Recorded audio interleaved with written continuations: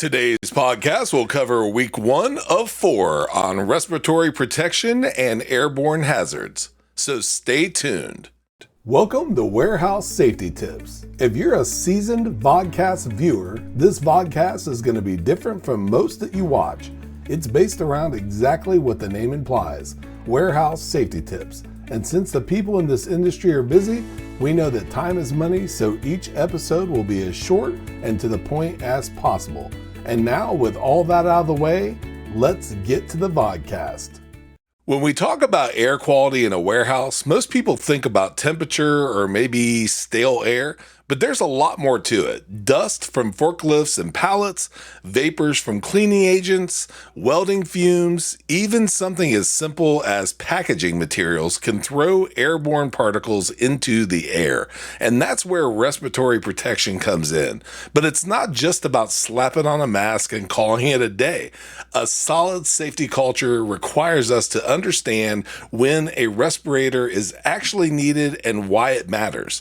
Respirators aren't your first line of defense, they are your last. You'll see ventilation systems, dust collectors, and exhaust fans in most facilities for a reason. Those are engineering controls and they always come first. Respirators are only required when those controls don't reduce airborne hazards to a safe level. And here are a few ways to stay sharp when dealing with respiratory hazards. Please start with the hazard itself. Not all airborne particles are created equal.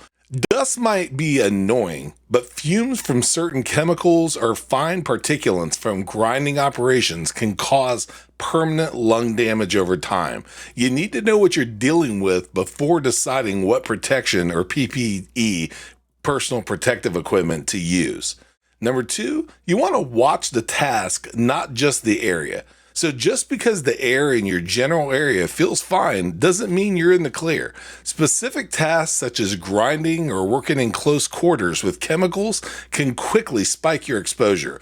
And if there's a task that has a history of airborne risks, don't take chances. Number 3, you want to understand the difference between nuisance and danger. Not every odor or puff of dust is dangerous, but that doesn't mean it's safe. Nuisance dust might irritate your throat, but hazardous particles can scar your lungs. Even if you're not sure which one you're dealing with, speak up.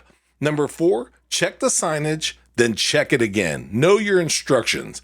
Hazard communications aren't just about paperwork. It shows up on walls, doors, and containers. Pay attention to posted signs, especially anything with a respirator symbol or a hazard warning. If you see it, there's a reason it's there. And last but certainly not least, only use respiratory PPE or personal protective equipment that fits and is approved.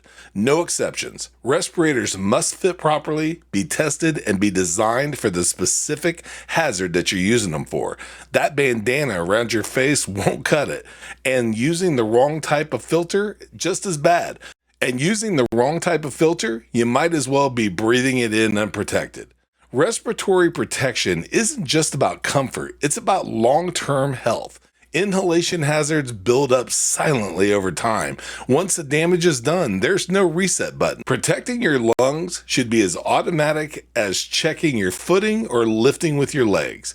Warehouse air can appear clean, yet still be hazardous, and that's why awareness, controls, and the correct PPE or personal protective equipment work together to keep you safe. Know when a respirator is required and take that step seriously. And thank you for being part of another episode of Warehouse Safety Tips. Next week, we will be bringing you a milestone, episode 300. So have a great week, and above all else, stay safe. Before moving on, here's a word from one of our sponsors.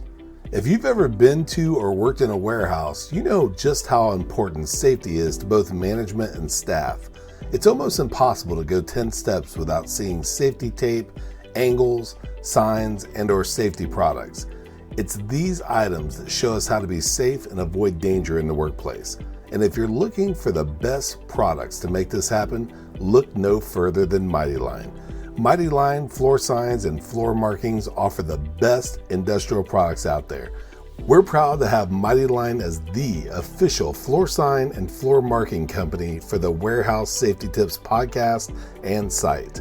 Go to mightylinetape.com/safety tips to request a sample pack of their incredible safety signs and floor markings. We hope you enjoyed this episode of Warehouse Safety Tips. If you visit warehousesafetytips.com, you'll find the show notes for this episode and access to all of our blog posts, previous podcasts, advertiser information, and much more. Thank you for listening to Warehouse Safety Tips and have a safe day.